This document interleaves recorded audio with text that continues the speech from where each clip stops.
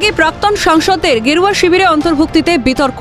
গুঞ্জন শুরু হয়েছে তৃণমূল নেতাদের বিজেপিতে যোগদান করা নয়, কিছুটা ক্ষোভের বাতাবরণ তৈরি হয়েছে গেরুয়া শিবিরের অন্দরে। এবার এ বিষয়ে রাজ্য বিজেপির সভাপতি শ্রমিক ভট্টাচার্যের পাশে দাঁড়ালেন প্রাক্তন রাজ্য বিজেপির সভাপতি তথা রাজ্যের পঞ্চায়েত মন্ত্রী দিলীপ ঘোষ। সব সিদ্ধান্ত শ্রমিক ভট্টাচার্যের নয়, কেন্দ্রীয় পার্টির সিদ্ধান্ত রয়েছে। তাকে যা নির্দেশ দেওয়া হয়েছে সেই মতো নির্দেশ পালন করেছেন। সব ব্যাপারে শ্রমিক তাকে টার্গেট করা একেবারেই ঠিক নয়। শ্রমিক ভট্টাচার্যের পক্ষে সুর চড়ালেন দিলীপ ঘোষ। এই প্রসঙ্গে বলতে গিয়ে বলেন, কেন্দ্রীয় সরকারের কাজের জন্য রাজ্যসভার সংখ্যাগরিষ্ঠতা প্রয়োজন, সেই কারণে কেন্দ্রীয় নেতৃত্ব কিছু সিদ্ধান্ত নেয়। ভট্টাচার্য তো এই ব্যাপারে সমস্ত সিদ্ধান্ত নেন না, এমপিদের ব্যাপার আছে, কেন্দ্র সরকারের ব্যাপার, কেন্দ্রীয় পার্টির ব্যাপার আছে। তো তাকে যে ব্যাপারে নির্দেশ দেওয়া হয়েছে সেটা উনি পালন করেছেন।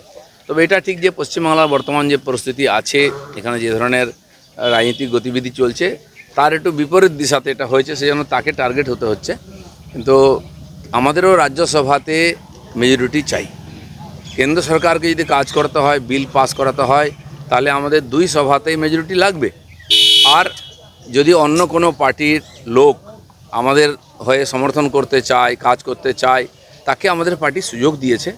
তারা রাজ্যসভার সদস্য ছিলেন, কেবল দলের সিম্বল পাল্টে আমাদের এমপি হিসেবে ওখানে থাকবেন।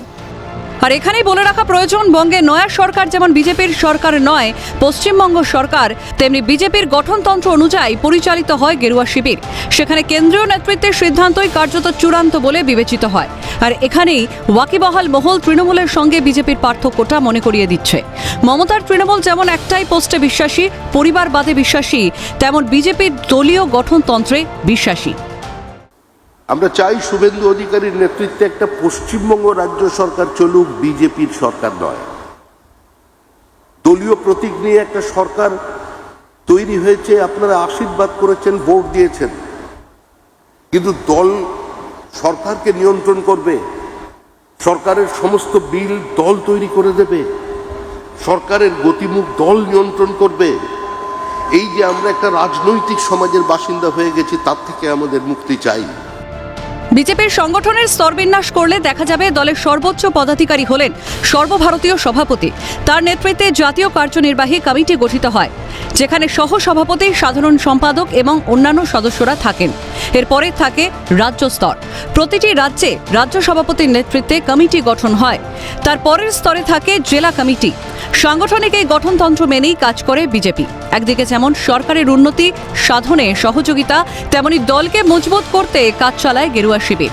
সেই লক্ষ্যে কেন্দ্রীয় নেতৃত্ব পদক্ষেপ করলে রাজ্য সভাপতির যে কিছু করার থাকে না, তা এক প্রকার স্পষ্ট করেছেন প্রাক্তন রাজ্য সভাপতি দিলীপ ঘোষ।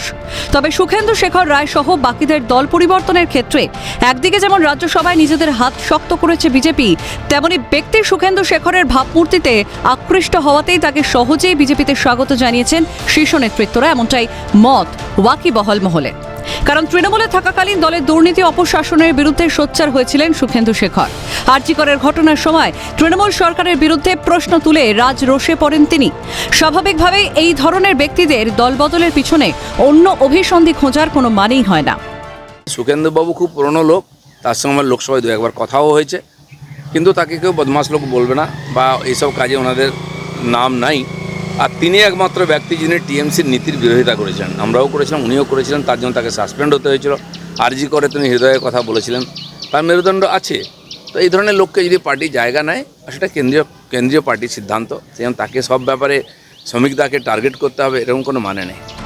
আর যে মানুষটাকে নিয়ে ক্ষোভের তত্ত্ব বাজারে ছড়ানো হচ্ছে, সেই মানুষটা একটা সময় দলকে পরিচিতি দিতে লড়াই চালিয়ে গিয়েছেন। কখনো পদ বা চেয়ারের মোহে তাকে বেঁধে রাখা যায়নি। সেই 80-র দশক থেকে দলের পতাকাকে নিষ্ঠার সঙ্গে বহন করে চলেছেন বঙ্গ বিজেপির বর্তমান সভাপতি শ্রমিক ভট্টাচার্য। পুরনোদের গুরুত্ব দিয়ে মূল স্রোতে ফিরিয়ে আনা থেকে নতুনদের দায়িত্ব দিয়ে সুনির্দিষ্ট রুটম্যাপ তৈরি করতে সমর্থ হয়েছেন শ্রমিক।